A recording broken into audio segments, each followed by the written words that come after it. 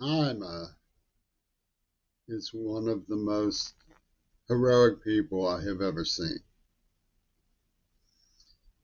I've never been in a position like that.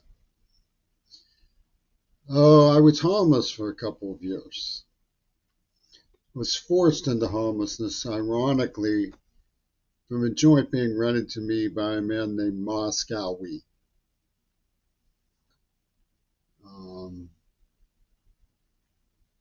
I was attacked by very dangerous people and driven into homelessness for protesting and warning people about Netanyahu back in the turn of the 21st century, back in the year of 1999, 2000, and earlier. I was homeless off and on for a long time, literally homeless, in a tent or sleeping under a welcome mat on the sidewalk, freezing,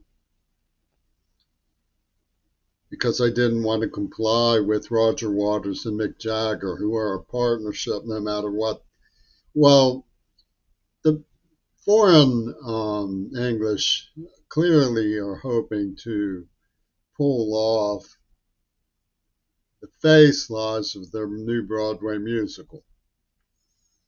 And because of the sort of character the Zionists of Pittsburgh and the NAACP worked up a story, a Schulman book about,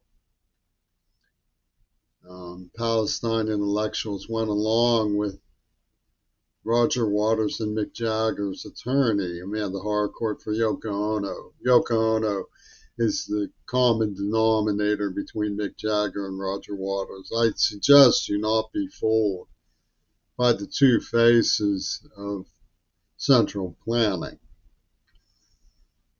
Gaza was a premeditated mission, and I do not believe, I want that on record, I do not believe that Hamas did not know what they were going to provoke. I don't believe it.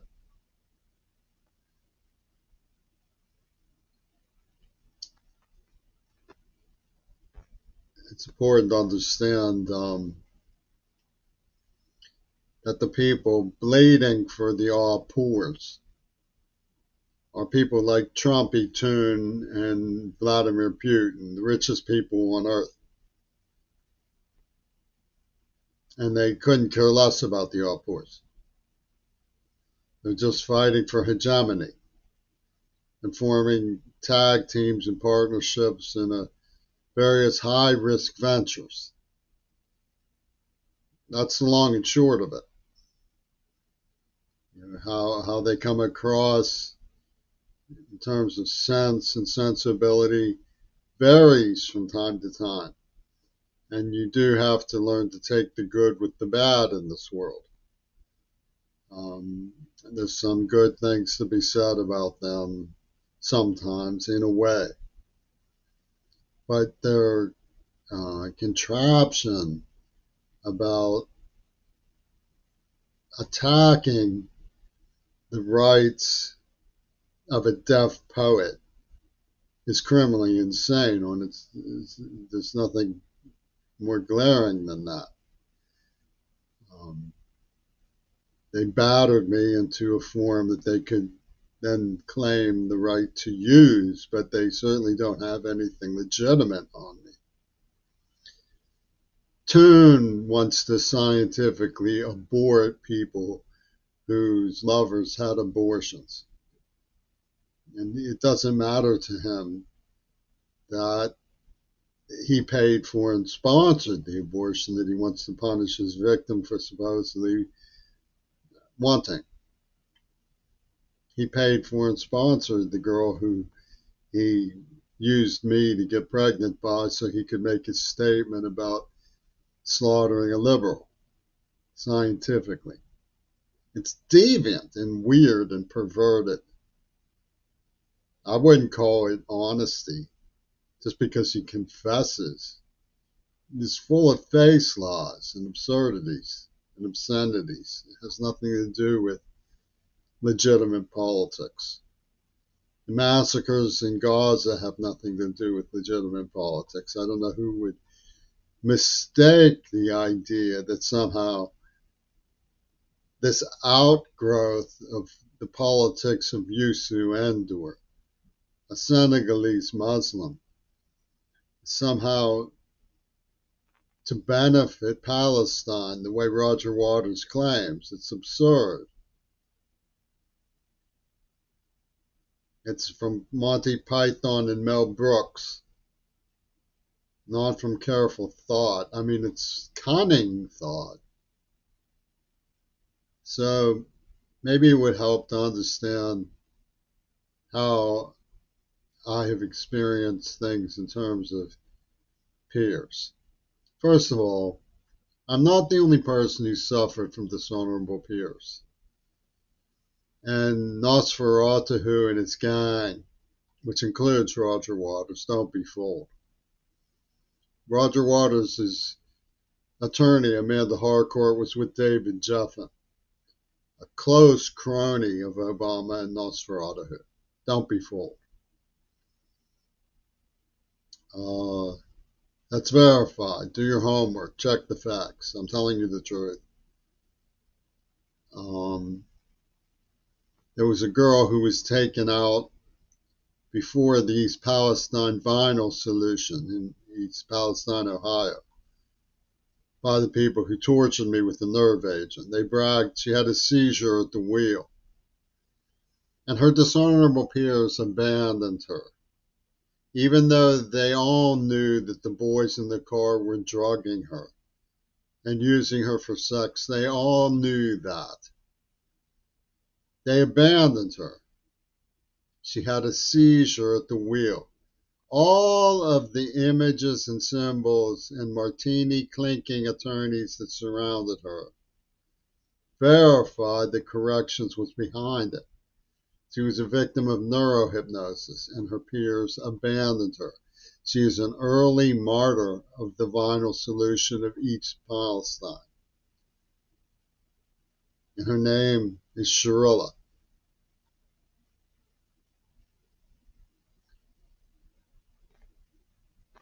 I have seen the rave scene dehumanized here in Seattle.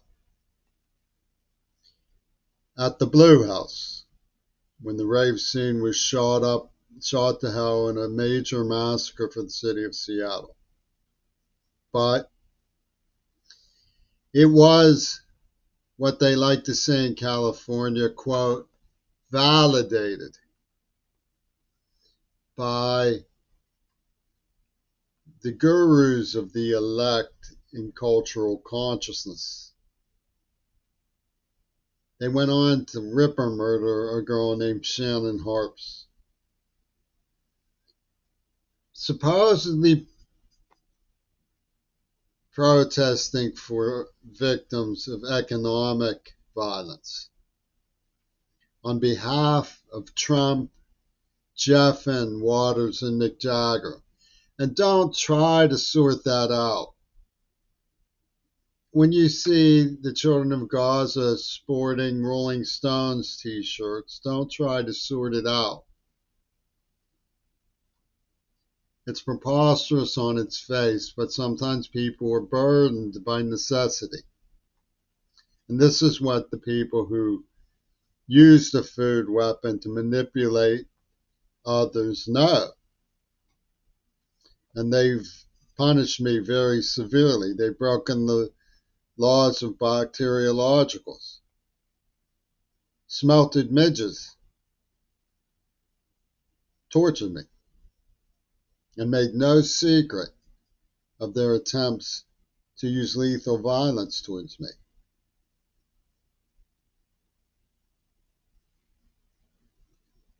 Over some weird martyrdom messiah story complex they built around that star of that film, Satyricon. That ugly, brutal pimp who pulled a Houdini from the Beatles.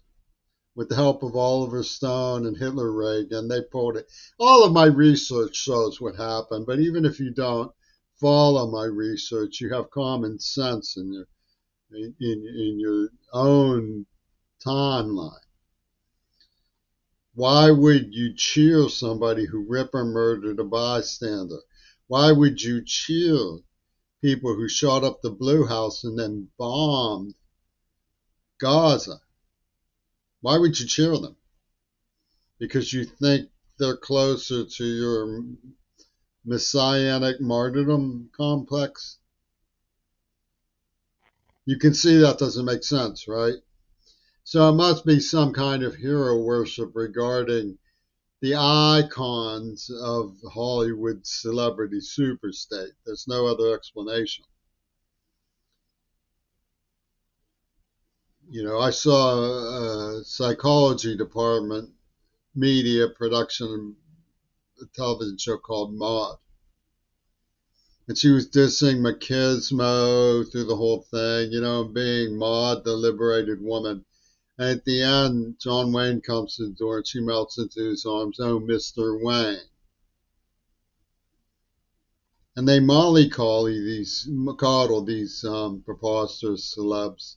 So they get away with slapping five in the revolving bookshelf room where Waters and Jaggers clink martinis. And then Waters says, forgive Jagger, and the children of Gaza melt into his arms. Oh, Mr. Jagger. Despite the fact that he came and danced a Shiva dance about what Tel Aviv was planning to do to Gaza.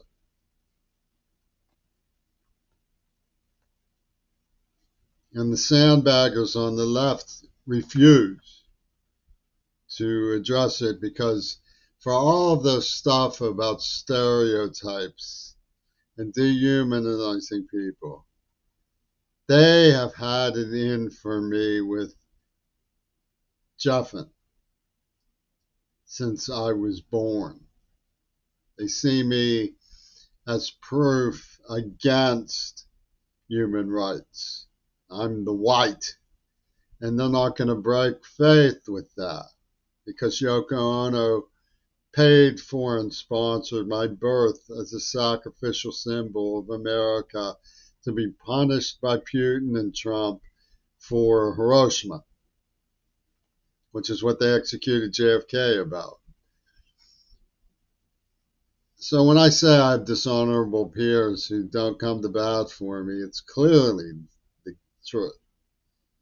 It's perfectly obvious that that's the truth. You can say that there are women who are loyal to their man as long as he's balanced. And I was proven to have a nerve agent, which made me a little bit temperamental. I never bruised or harmed anybody. I never tried to force anybody to stay with me who wanted to leave.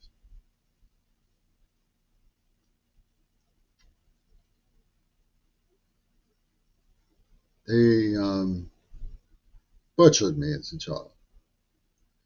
But the truth is that many of the women, most of the women who I grew up being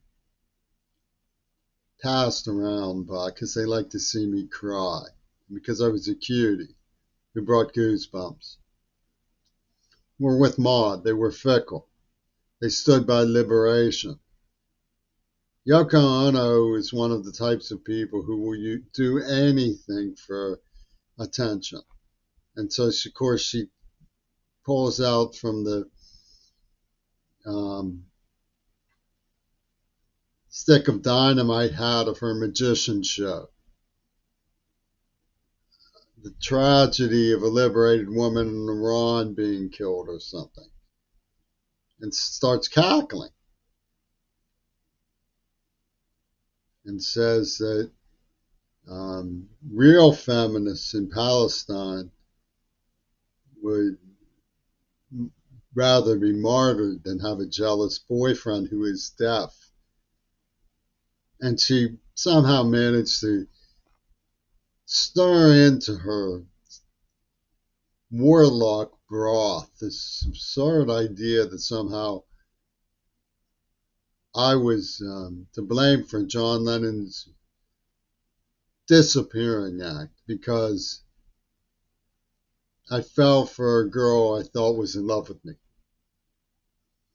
And there's the sum function of this whole farce. And to say that peers are dishonorable is an understatement. They're malicious. I mean, I'd like to believe that Shirella was abandoned by dishonorable peers, because the alternative to that is to believe that in malice they manipulated her, which there's evidence to substantiate. It's like that Greta Thunberg person. She says, for me to believe anything other than you're doing this out of some sort of foolish failure of a very personal nature would force me to believe that you're actually deliberately trying to destroy the world, deliberately trying to do it, purposely, driving headlong into a brick wall, full speed. I like to believe that Mackenzie Shirella's peers were dishonorable and dumb. But in my case, it's largely malice. They see it as driving me headlong into a brick wall. And so they don't really care one way or the other what the outcome is. It's to them sport. They call it Fight Club or something like that. But ultimately, you have to ask yourself not only what happened at the supernova rave, but why did supporters of Geffen, who is a partner with Nosferatu, and obviously supports the bombing of Gaza, obviously. Mick Jagger speaks for him. Why is he exonerated from the slasher murder of Shannon Harps over his eccentric idea of a sea and a Star of David? And how is this ripper of executor dominion so exonerated from the Blue House Massacre when their guru, Peter Gabriel, was even evoked by the gunman? Now comes from a song, Peter Gabriel. And although I haven't mentioned it every time it comes up, I was walked into his store where a video of that song was on display the day or so after the Blue House killing, when it was preying on my mind. And the cashier cued me that he knew that had happened. So the hidden mask of this duplicity is dishonorable peership.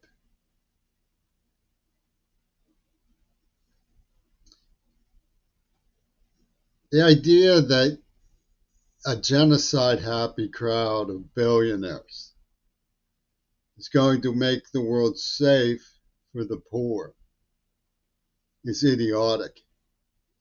It appeals to white walled black men in their big cars because they know the truth about the ledgers that are arrived at in casinos. I don't like that sort of economic system. I realize it's legal in America. All I have asked is to be paid for my work and my injuries. The fact that I wasn't being paid for my work and injuries did not stop me from doing the work that I felt was necessary to campaign for public safety. The people saying that I owe them poverty and my estate are the Ripper murders, the murderers of the rave, the murderers of the Blue House, masquerading as Seattle progressives.